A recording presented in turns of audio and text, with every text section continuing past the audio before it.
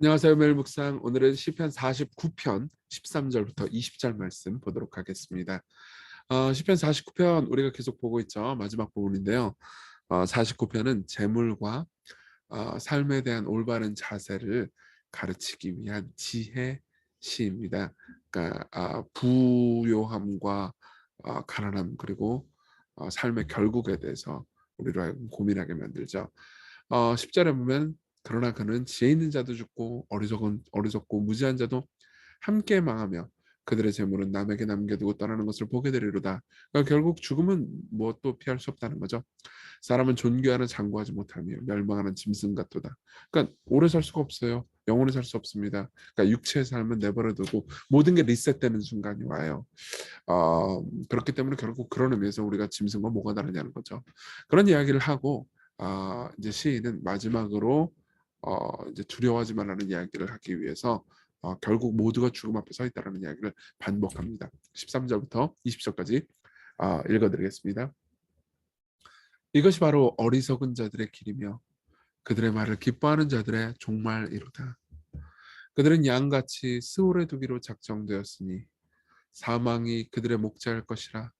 정직한 자들이 아침에 그들을 다스리리니 그들의 아름다움은 소멸하고 스올이 그들의 거처가 되리라.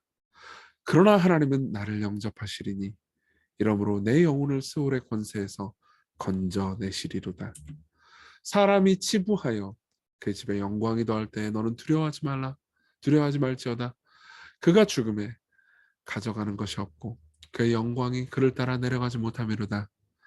그가 비록 생시에 자기를 축하하며 스스로 좋게 함으로 사람들에게 칭찬을 받을지라도 그들은 그들의 역대 조상들에게로 돌아가리니 영원히 빛을 보지 못하리로다. 존귀하나 깨닫지 못하는 사람은 멸망하는 짐승 같도다. 네, 이 본문을 좀 자세히 다시 한번 보도록 하겠습니다. 여기서 보면 이제 13절과 14절은 어리석은 자하고 정직한 자를 대조하고 있죠. 어리석은 자는 아마도 이제 내가 부유하니까는 내 영혼아 평안하자라고 말했던 누가복음에 나오는 부자 같은 사람일 거예요. 그리고 정직한 자는 이제 하나님 앞에 선 자를 가리키는 것 같습니다. 이 어리석은 자는 어떻습니까? 결국은 이제 종말로 간다는 거죠. 그들은 결국 죽음으로 갈 겁니다. 14절에 보면 양같이 스올에 두기로 작정되어 있다고 그랬잖아요.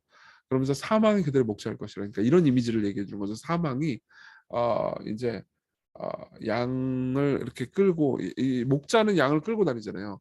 사망의 목자가 돼가지고 양을 이 부자를 내 영혼은 평안하다 하는 이 부자를 끌고 결국 죽음으로 데리고 갈 거라는 거죠. 하지만 정직한 자, 그러니까 사망이 목자가 아닌 하나님이 목자인 사람, 사망의 목자가 아닌 사망을 이기신 분이 목자가 된 사람은 그들을 결국 다스릴 것입니다. 그러니까 여기서 시인이 말하고 싶은 거는 이거예요.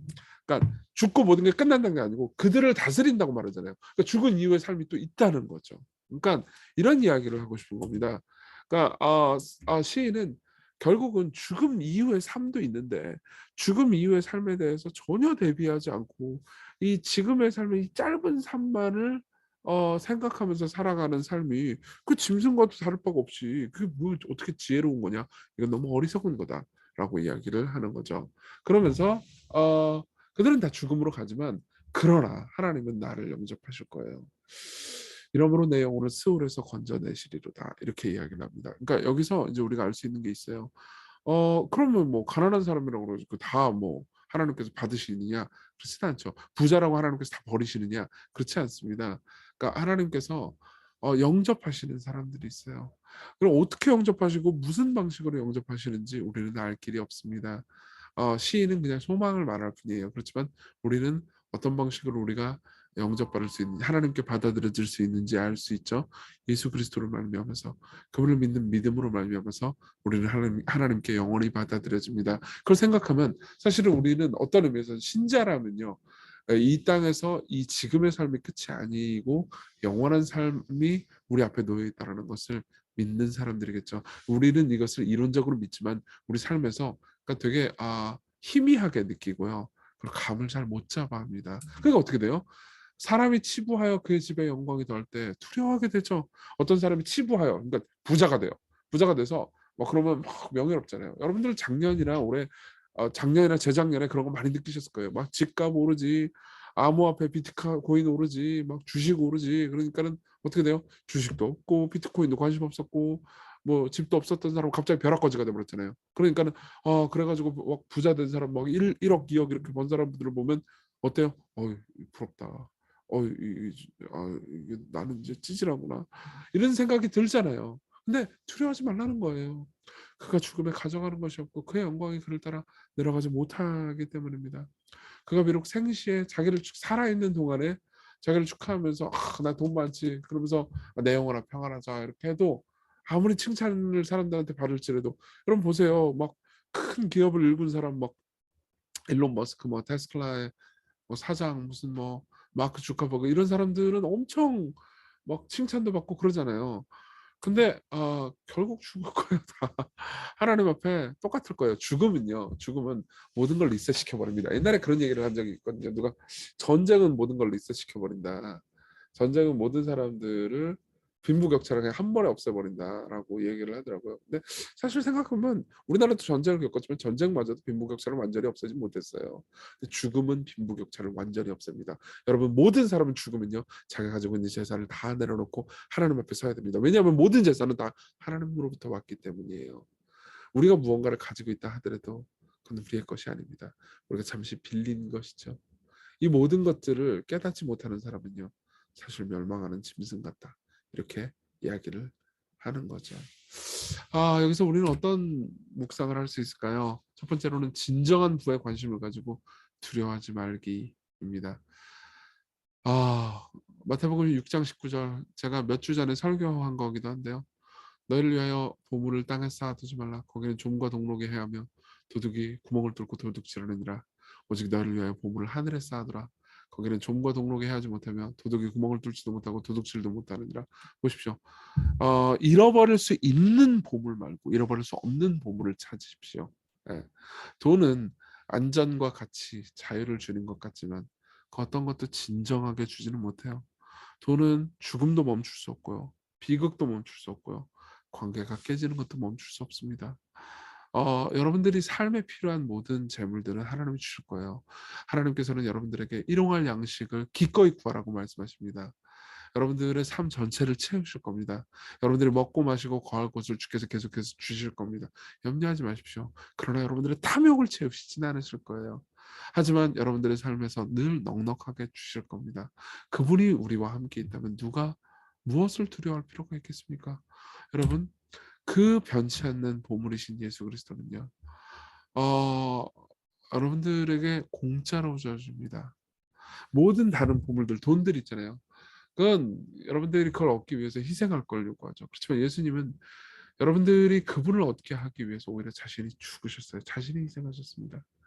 다른 어떤 것이든 여러분들이 최고의 가치로 여긴다면요. 그것들은 여러분들에게 나를 위해 죽으라 이렇게 할 거예요. 좋은 회사를 막 사업해가지고 일을 끌려면 여러분들이 삶 전체를 갈아 넣어야 됩니다. 그렇죠? 여러분 돈 많이 벌면 삶에 많은 것들을 투자해야 됩니다.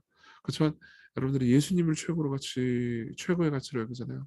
그럼 그리스도께서는 나는 너를 위해서 죽었다 이렇게 말씀하십니다. 여러분 깊이 생각해 봅시다. 이 얘기가 이렇게 들릴 수도 있어요. 뭐 그냥 정신승리잖아. 여러분 진짜 모두가 알게 될 겁니다. 마지막 날에 하나님 앞에 설 때 이 모든 것들이 정신승리가 아니었다는 것을. 그리고 마치 미래에 내가 이 세상이 끝인 것처럼 생각하고 살아가는 것이 말로 정말로 어리석은 정신승리였다는 것을 우리 모두가 알게 될 겁니다. 여러분, 여러분들이 가난해질 거라고 말하는 거 아니에요. 하나님께서 여러분들이 무언가를 구할 때 여러분들을 막 비참하게 두실 거라는 걸 의미하는 게 아니에요. 오히려 하나님께서 여러분들이 또 필요할 때 돈을 많이 가지시기를 원하시기도 합니다. 그렇지만 여러분 들어보십시오. 여러분들이 하나님을 가졌다면 누군가 갑자기 부자가 됐다는 거에 대해서 왜 박탈감을 느낍니까? 그렇지 마십시오. 여러분들에게는 모든 것을 가지신 분이 계십니다. 모든 것을 가지신 온 세상을 만드시고 창조하시고 운행하시는 분이 내가 너의 하나님이다 라고 말씀하십니다. 이걸 기억합시다. 그리고 오늘 하루를 살아갑시다. 같이 우리 기도할 때 지혜로운 사람 되게 해달라고 계속 같은 기도 제목으로 기도하고 있죠. 우리의 마음이 이 지혜가 정말 쓰게 느껴진다 하더라도 지혜를 듣고 우리가 성장할 수 있게 해달라고 그리고 우리의 영원한 지혜신 예수님을 보면서 그분의 삶을 따를 수 있게 해달라고 같이 간절히 기도합시다.